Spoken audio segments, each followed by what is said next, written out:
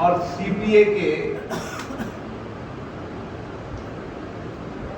अलग अलग देश के प्रतिनिधि उदयपुर की धरती पर जुड़ेंगे,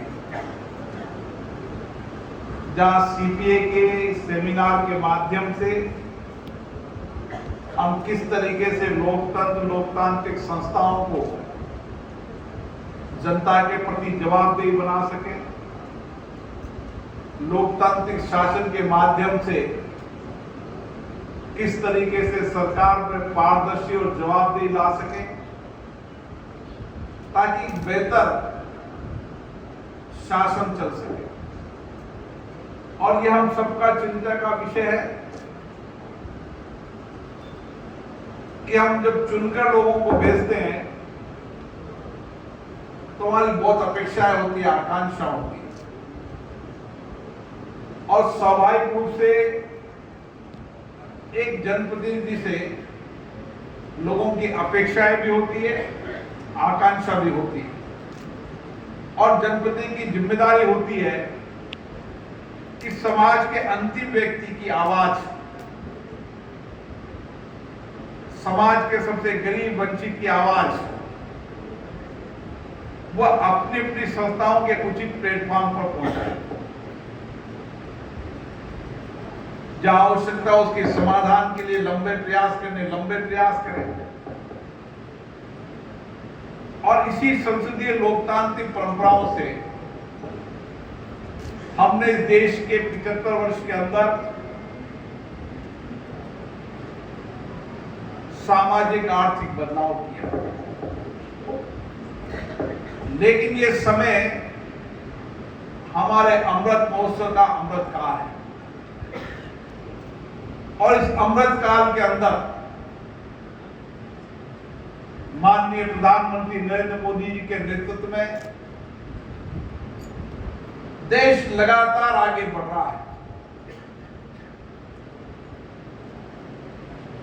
देश में सामाजिक आर्थिक परिवर्तन भी हो रहे हैं, और पूरे विश्व के अंदर नेतृत्व की भूमिका के अंदर भी भारत है। और इस समय हमारी बहुत बड़ी जिम्मेदारी बन जाती है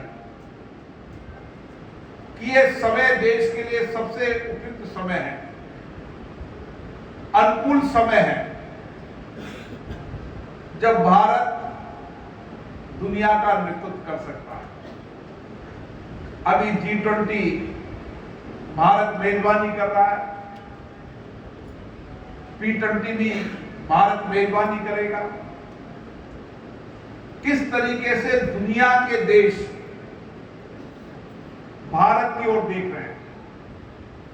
और दुनिया के वैश्विक एजेंडों को, वैश्विक मुद्दों को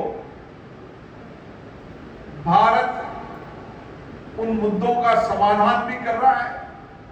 और समाधान करने का रास्ता भी बता रहा है। और इस समय हमारे नौजवान जो बौद्धिक क्षमता से,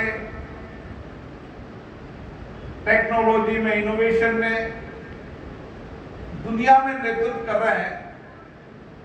और दुनिया के देशों के अंदर नौजवानों की मानव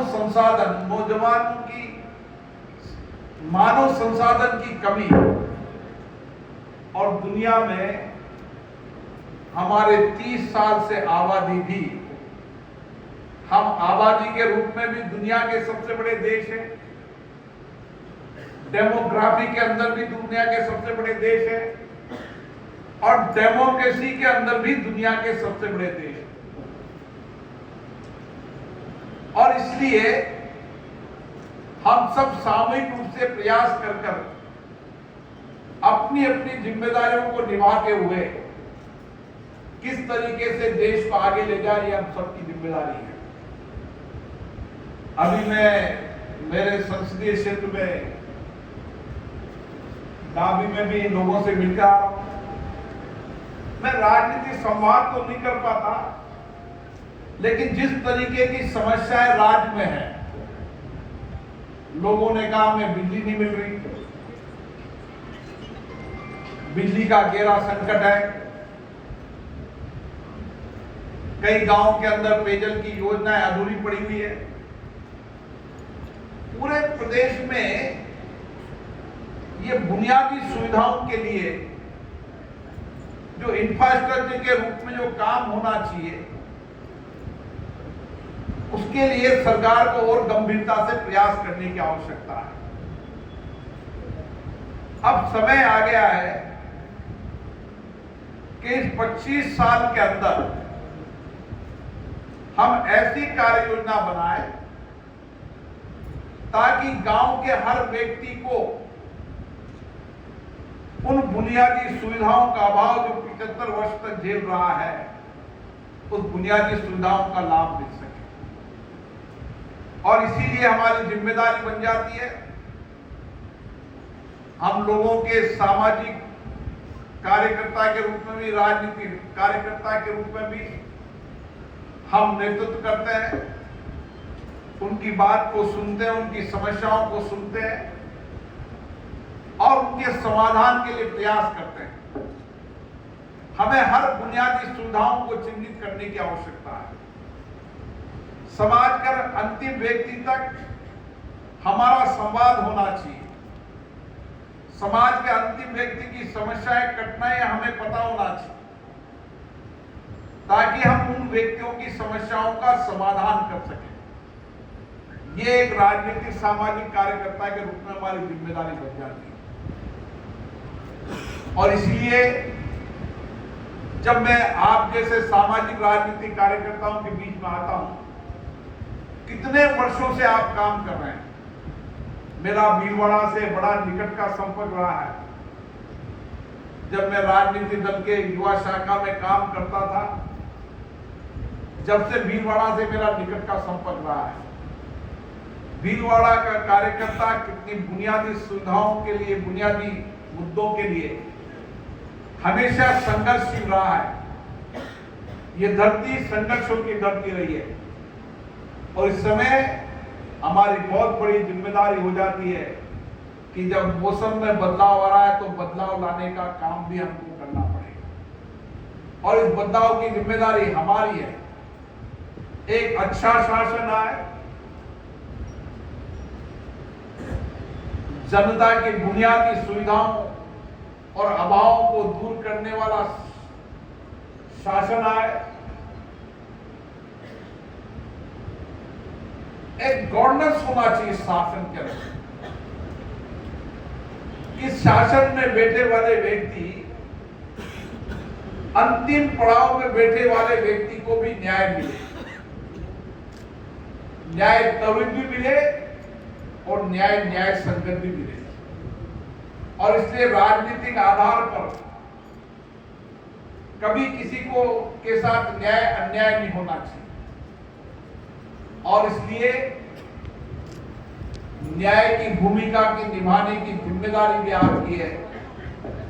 कि आपके पास अगर कोई व्यक्ति आता है, आपके पास कोई कठिनाई लेकर आता है, समस्या लेकर आता है,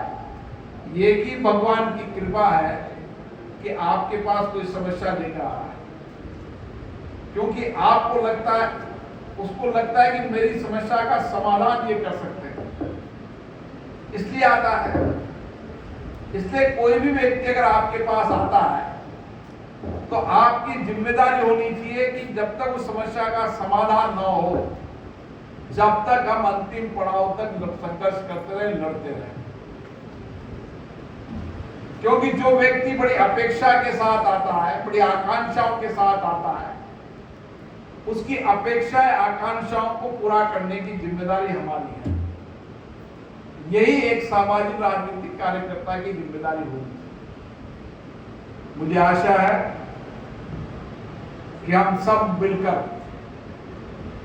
जो हमारा 25 साल का लक्ष्य है, भारत को विकसित भारत बनाना, भारत को आत्मनिर्भर भारत बनाना, भारत को दुनिया का नेतृत्व करने वाला देश बनाना, और इस बदलाव के लिए हम सबको कठिन परिश्रम भी करना होगा और कठिन तपस्या भी करनी होगी। आप लोगों से मिलकर बहुत खुशी हुई, क्योंकि मेरी अभी शाम को उदयपुर मीटिंग है और रास्ते भर कोशिश करते करते भी मेरा प्लान था कि मैं 6 बजे तक उदयपुर पहुंच जाऊं, लेकिन मुझे लगता नहीं कि